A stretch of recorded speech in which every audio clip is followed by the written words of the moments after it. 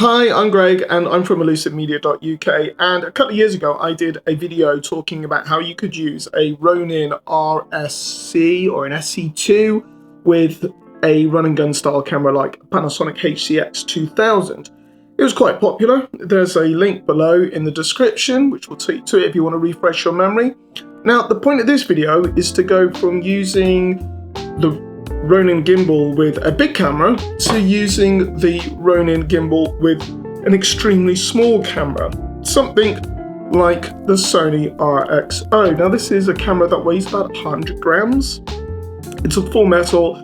It's like a GoPro style camera, but it has no built-in image stabilisation whatsoever. It's shockproof, it is waterproof, it has a 1-inch sensor, it's fantastic, but it has no image stabilisation. It's not really an adventure style camera, it is more like a B camera that you'd put in stuff that you wouldn't be able to put a normal camera. But you'll appreciate that and this, how on earth are we ever going to get that to work, because this is far too light. But that is what I'm going to show you today. Now you can use this type camera. You could also use something like a you could do something like this Insta360 1R with the 1-inch Leica lens. Now, I know some of you might be going, but Greg, why would you want to bother using this with a gimbal when you could just use something like one of these with its built-in image stabilization? And that is a very good point. And my answer comes through experience. Now, yes, the image stabilization on this is amazing in daylight. Once you get to low light and you're moving around, now a lot of the filming that I do is gigs, which is in low light or no light with multiple lighting sources, probably pretty much the worst place that you can put a camera, especially to be running around with one. And using the built-in image stabilization with something like a GoPro or a Osmo Action or this camera, it's not good enough.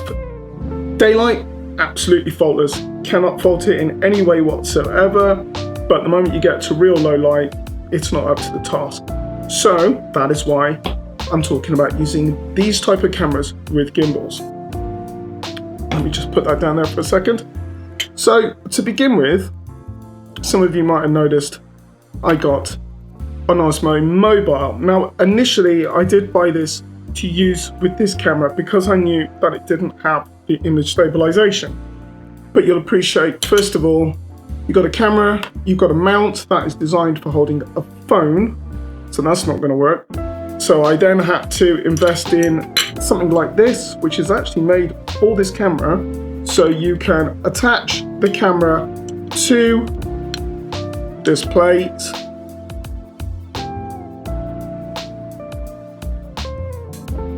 It's got a nice little cutout so you can see the screen. Put this into here.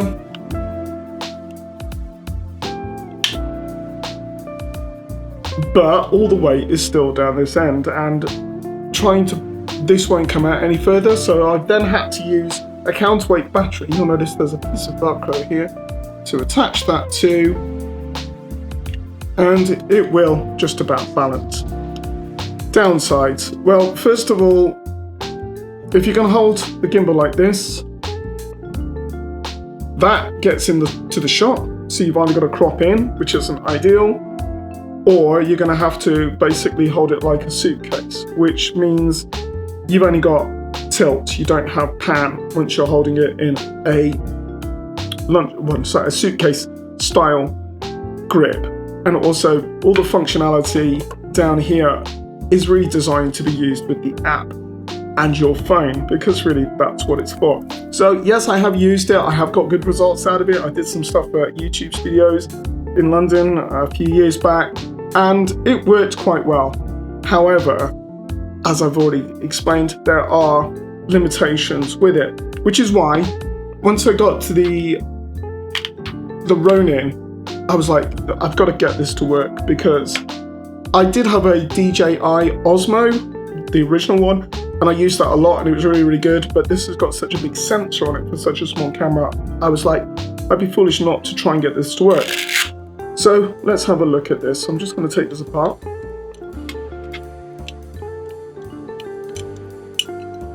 move these out of the way. So first of all, I'm just going to take this off there and put this on here. Now, you've still got to do pretty much the same as what you would do with any other camera with setting up this gimbal, and that means setting up the counterbalance and the weight and stuff like that. And as I've already explained, this is a small camera and we've got to fit that onto here. And how are we going to do it? So let me just start putting this like this. So first of all, we're going to need to increase the weight of this camera. So I have a cage mount for, if I can actually set up so you can see it. So there's a cage mount. I also have one for my Insta360. So that can go in there, because this doesn't actually have any tripod mounts. This does, but it's not heavy enough. So we've kind of got that if I want to use it.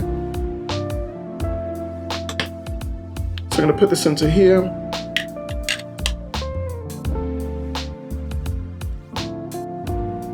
The advantage also one of these is you've got holes to be able to attach additional things like lights or microphones, because this has a light input on this RX0. So we have that. We've increased this by at least 100 grams, maybe a bit more. Also, you can add ND filters if you are doing stuff in daylight. Now, the other thing we're going to need to do is we're going to need to increase the center of gravity, because this part here, if we have the camera down there, it won't hold at the certain angles. So to do that, I've just got basically just a cheap mount, probably for a light or a microphone. I can't even remember where I got it from. So I just screw this into here. Let's get this tight.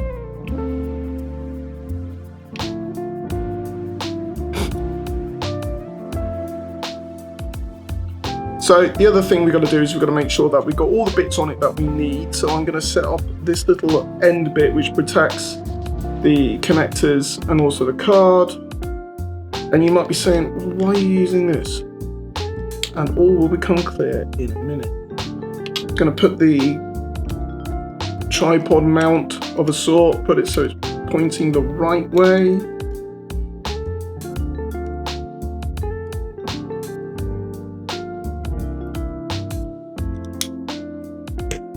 Now the reason I put this on is because using a USB cable, I can use controls on here to control the camera. So not only will it charge the camera, which is really, really good because the battery only lasts about an hour on this camera.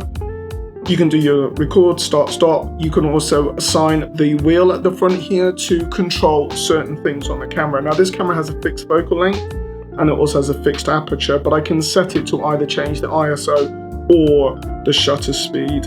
I think there's a couple of other things. I may need just keep it to change the shutter speed. So I connect the USB lead in there. See what I'm doing.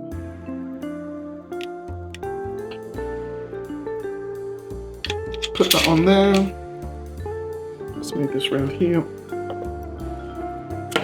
And bring this to there. So now,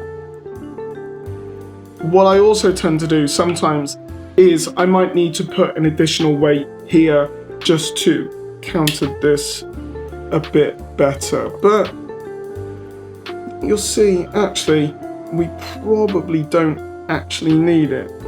So, you know when I said before that we need to increase the center of gravity, it is for setting this balance part, because without it the camera's too far down and it will not hold. But increasing the center of gravity means that this part works perfectly well. Let's undo this one. So that one's balanced. I've already set this one up so it will hold. And then finally, I turn the camera on. So I've turned the auto power off, turn the gimbal on. That's now connected. to the gimbal. It's being powered, and the final thing to do would be to go to auto tune, go start, and then it will just calibrate it, which takes just a couple of minutes. Well, not even that, it takes about a minute.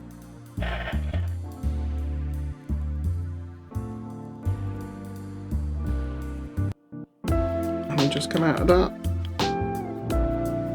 And there you go. All working really, really well. You can still use your functionality. You've still got your pitch and tilt and pan and other stuff like that. You can still set this button to do whatever it needs to do.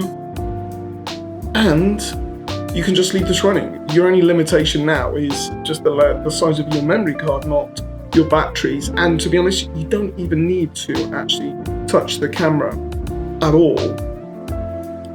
So yeah, there you go. That is how I've managed to get this to work. And I used it a couple of weeks back filming at Manchester Academy 1 and filmed in the S-Log on here, and the footage just looks fantastic. Even though this is still only capturing at 1080, this sensor is so good and it works so well in low light. And with this gimbal, I was really, really happy with the footage.